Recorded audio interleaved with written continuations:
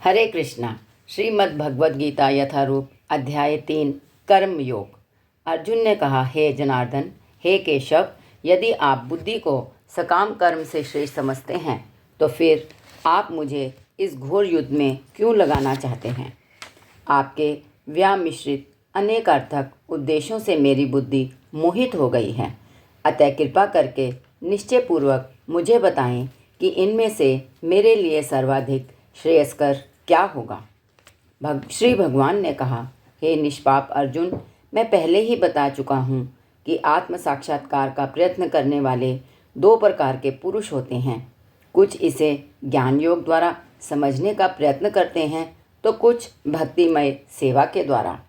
ना तो कर्म से विमुख होकर कोई कर्म फल से छुटकारा पा सकता है और ना केवल संन्यास से सिद्धि प्राप्त की जा सकती है। प्रत्येक व्यक्ति को प्रकृति से अर्जित गुणों के अनुसार विवश होकर कर्म करना पड़ता है। अतः कोई भी एक क्षण भर के लिए भी बिना कर्म किए नहीं रह सकता। जो कर्मेंद्रियों को वश में तो करता है, किंतु जिसका मन इंद्रिय विषयों का चिंतन करता रहता है, वह निश्चित रूप से स्वयं को धोखा देता है और मिथ्याचारी कहलाता है। दूसरी ओर, यदि कोई निष्ठावान व्यक्ति अपने मन के द्वारा कर्मेंद्रियों को वश में करने का प्रयत्न करता है और बिना किसी आसक्ति के कर्मयोग कृष्ण भावनामृत में प्रारंभ करता है तो वह अति उत्कृष्ट है। अपना नियत कर्म करो, क्योंकि कर्म ना करने की अपेक्षा कर्म करना श्रेष्ठ है। कर्म के बिना तो शरीर निर्वाह भी नहीं हो सकता। श्री विष्णु के लिए यज्ञ रूप में कर्म करना चाहिए, अन्यथा कर्म के द्वारा इस भौतिक जगत में बंधन उत्पन्न होता है। अतः हे कुंती पुत्र, उनकी प्रसन्नता के लिए अपने नियत कर्म करो। इस तरह तुम बंधन से सदा मुक्त रहोगे। सृष्टि के प्रारंभ में समस्त प्राणियों के स्वामी प्रजापति ने विष्णु के लिए यज्ञ सहित मनुष्यों तथा देवताओं की संततियों को रचा और उनसे कहा, तुम इस यज्ञ से सुखी रहो, क्योंकि इसके करने से तुम्हें सुखपूर्वक रहने तथा मुक्ति प्राप्त करने के लिए समस्त वांछित वस्तुएं प्राप्त हो सकेंगी। यज्ञों के द्वारा प्रसन्न होकर देवता तुम्हें भी प्रसन्न करेंगे और इस तरह मनुष्यों तथा देवताओं के मध्य संयोग से सबों को संपन्नता प्राप्त होगी। जीवन की विभिन्न आवश्यकताओं की पूर्ति करने वाले विविध देवता यज्ञ संपन्न होने पर प्रसन्न होकर तुम्हारी सारी आवश्यकताओं की पूर्ति करेंगे, किंतु जो इन उपहारों को देवताओं को अर्पित किए बिना भोगता है वह निश्चित रूप से चोर है। भगवान के भक्त सभी प्रकार के पापों से मुक्त हो जाते हैं, क्योंकि वे यज्ञ में अर्पित किए भोजन प्रसाद को ही खाते हैं। अन्य लोग जो अपने इंद्रिय सुख के लिए भोजन बनाते हैं वे निश्चित रूप से पाप खाते हैं। सारे प्राणी अन्न पर आश्रित हैं, जो वर्षा से उत्पन्न होता है। वर्षा यज्ञ संपन्न करने से होती है और यज्ञ नियत कर्मों से उत्पन्न होता है।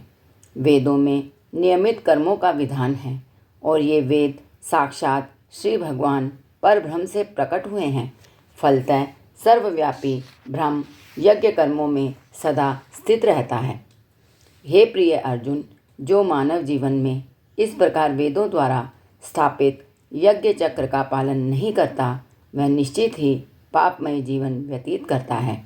ऐसा व्यक्ति केवल इंद्रियों की तुष्टि के लिए व्यर्थ ही जीवित रहता है, किंतु जो व्यक्ति आत्मा में ही आनंद लेता है तथा जिसका जीवन आत्म साक्षात्कार युक्त है और जो अपने में ही पूर्णतः संतुष्ट रहता है, उसके लिए कुछ करणीय कर्तव्य नहीं होता। स्वरूप सिद्ध व्यक्ति के लिए ना तो अपने नियत कर्मों को करने की आवश्यकता रह जाती है, ना ऐसा कर्म ना करने का कोई कारण ही रहता है। उसे किसी अन्य जीव पर निर्भर रहने की आवश्यकता भी नहीं रह जाती। अतः कर्म फल में आसक्त हुए बिना मनुष्य को अपना कर्तव्य समझकर निरंतर कर्म करते रहना चाहिए, क्योंकि अनासक्त होकर कर्म करने में उसे परब्रह्म परम की प्राप्ति होती है। जनक जैसे राजाओं ने केवल नियत कर्मों को करने से ही सिद्धि प्राप्त की। अतः सामान्य जनों को शिक्षित करने की दृष्टि से तुम्हें कर्म करना चाहिए। महापुरुष जो जो आचरण करता है, सामान्य व्यक्ति उसी का अनुसरण करते हैं। वह अपने अनुसरणीय कार्यों से जो आदर्श प्रस्तुत करता है, संपूर्ण विश्व उसका अनुसरण करता है।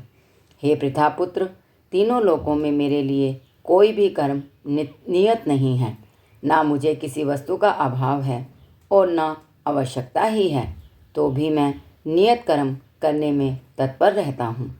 क्योंकि यदि मैं नियत कर्मों को सावधानीपूर्वक ना करूं, तो हे पार्थ, यह निश्चित है कि सारे मनुष्य मेरे पद का ही अनुगमन करेंगे। यदि मैं नियत कर्म ना करूं, तो ये सारे लोग नष्ट हो जाएं। तब मैं अवांछित जन समुदाय वर्ण संकर को उत्पन्न करने का कारण हो जाऊंगा और इस तरह संपूर्ण प्राणियों की शांति का विनाशक बनूंगा। जिस प्रकार अज्ञानी जन फल की आसक्ति से कार्य करते हैं, उसी तरह विद्वान जनों को चाहिए कि वे लोगों को उचित पथ पर ले जाने के लिए अनासक्त रहकर कार्य करें। विद्वान व्यक्ति को चाहिए कि वह सकाम कर्मों में आसक्त अज्ञानी पुरुषों को कर्म करने से रोके नहीं, ताकि उनके मन विचलित ना हों, अपितु भक्ति भाव से कर्म करते हुए वह उन्हें सभी प्रकार के कार्यों में लगाए, जिससे कृष्ण भावना अमृत का क्रमिक विकास हो।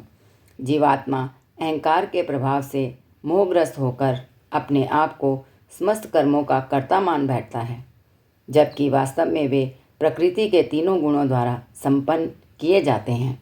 हे महाबाहो, भक्ति भावमय कर्म तथा सकाम कर्म के भेद को भली भांति जानते हुए जो परम सत्य को जानने वाला है, वह कभी भी अपने आप को इंद्रियों में तथा इंद्रिय तृप्ति में नहीं लगाता।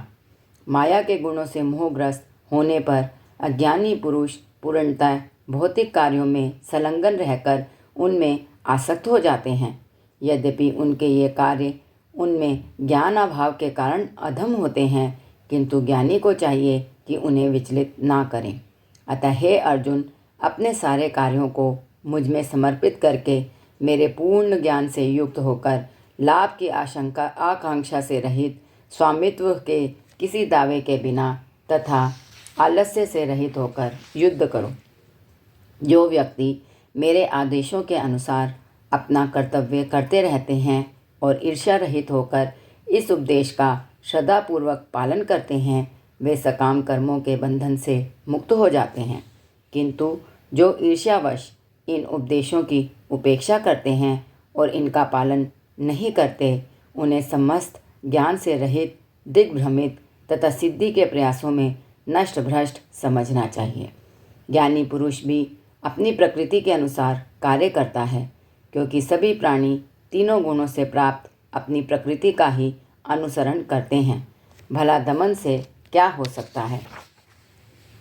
प्रत्येक इंद्रिय तथा उसके विषय से संबंधित राग द्वेष को व्यवस्थित करने के नियम होते हैं।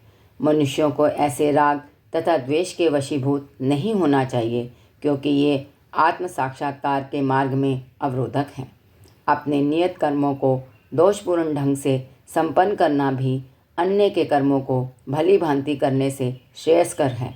स्वीय कर्मों को करते हुए मरना पराये कर्मों में प्रवृत्त होने की अपेक्षा श्रेष्ठतर है, क्योंकि अन्य किसी के मार्ग का अनुसरण भयावह होता है। अर्जुन ने कहा, हे वृष्णिवंशी, मनुष्य ना चाहते हुए भी पाप कर्मों के लिए प्रेरित क्यों होता है?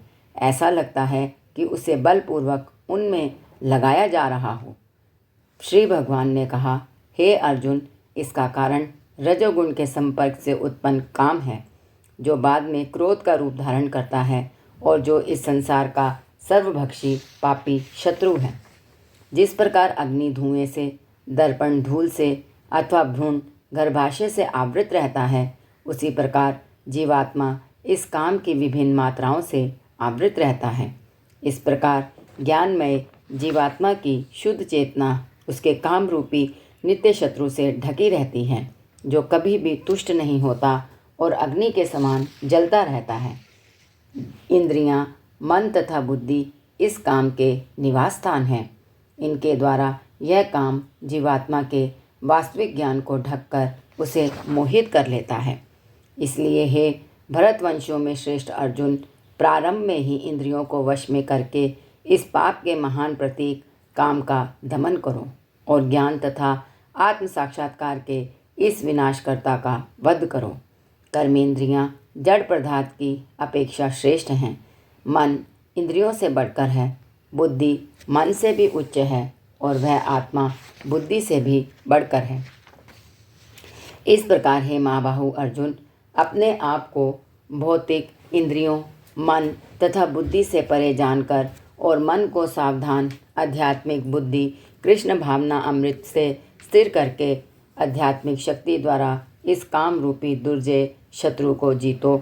इस प्रकार श्रीमद् भगवद गीता के 3 अध्याय कर्मयोग का भक्ति वेदांत अर्थ पूर्ण हुआ। हरे कृष्ण।